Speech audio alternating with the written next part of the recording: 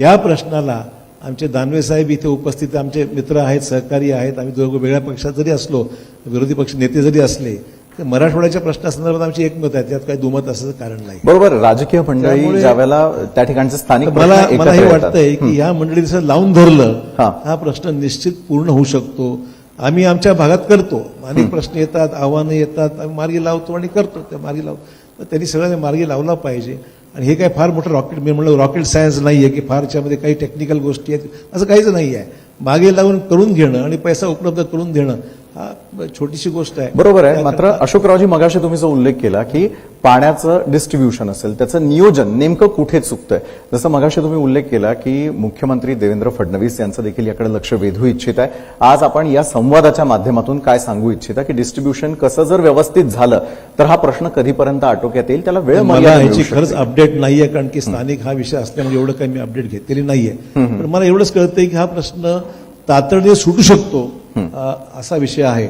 आणि सरकारच्या ज्या वॉर रूममध्ये जे गोष्टी फोकसमध्ये घेतलेल्या आहेत त्यांनी, त्याच्यामध्ये हा विषय नसेल तर त्यांनी घेतला पाहिजे हा प्रश्न. कारण लोकांना प्रॉब्लेम असा आहे की पाणी दिसतंय आपल्या जायकवाडीमध्ये आणि तरी आपण देऊ शकत नाही. तर मला वाटतं शोकांतिका आहे. आणि त्यासाठी आपल्याला सर्वांनीच मिळून हा प्रश्न तसाच लावला पाहिजे. सोपं काम आहे, फार अवघड नाहीये, पण संपवलं पाहिजे विषय. बरोबर आहे. इच्छाशक्ती असेल तर ते होऊ शकतं. बरं, मराठवाड्याची आतापर्यंतची परंपरा राहिली आहे आणि मराठवाड्यानं आतापर्यंत महाराष्ट्राला 4 मुख्यमंत्री दिलेले आहेत, मोठं नेतृत्व दिलेलं आहे. आपला कार्यकाळ तर 2 वेळेला आम्ही सगळ्यांनी पाहिला, अनुभवला देखील.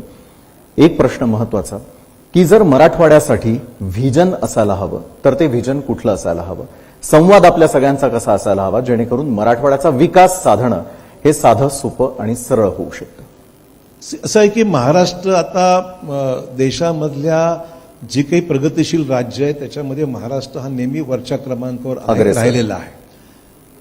सुदैवाने विद्यमान सरकारने एक फोकस्ड ज्या गोष्टी घेतल्या त्या आता संभाजीनगरला आपण पाहतोय की टोयोटाच्या माध्यमातून फार मोठी गुंतवणूक आता संभाजीनगरला होऊ लागलेली आहे.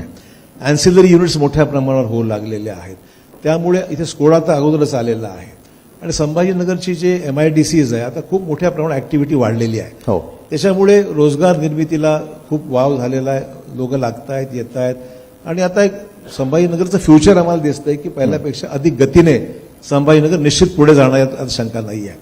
आणि त्यामुळे मला वाटतंय की ज्या पद्धतीने डेव्हलपमेंटला संभाजीनगर किंवा असो किंवा मराठवाड्यातले 8ही जिल्हे असो, मुद्दा असा आहे की मराठवाडा म्हणजे संभाजीनगर किंवा जालन्यापुरती मर्यादित नाही आहे. संभाजीनगरमध्ये हिंगोली आहे जो बॅकवर्ड डिस्ट्रिक्ट म्हणून आपल्याकडे नो इंडस्ट्री डिस्ट्रिक्ट म्हणून गणला जातो. त्याच्यामध्ये मग नांदेड आहे, लातूर आहे, खूप वाव आहे, पोटेन्शियल आहे. आणि मी पाहतोय की पायाभूत सुविधा जर चांगल्या दिल्या तर पायाभूत सुविधेमुळे इंडस्ट्री यायला खूप मदत होते. आज आपल्याकडे संभाजीनगरला फ्लाईट्स बऱ्यापैकी सुरू झाल्या. मध्यंतरीच्या काळात थोडासा शिर्डी एअरपोर्टचा परिणाम तिथे झाला होता, कारण तिथल्या फ्लाईट्स कमी झाल्या होत्या आणि आता तिथे पुन्हा चांगल्या पद्धतीने नियोजन झालेलं आहे. नांदेड एअरपोर्टला जवळपास 6-7 फ्लाईट्स आहेत, चांगलं चाललेलं आहे, उत्तम सुरू आहे.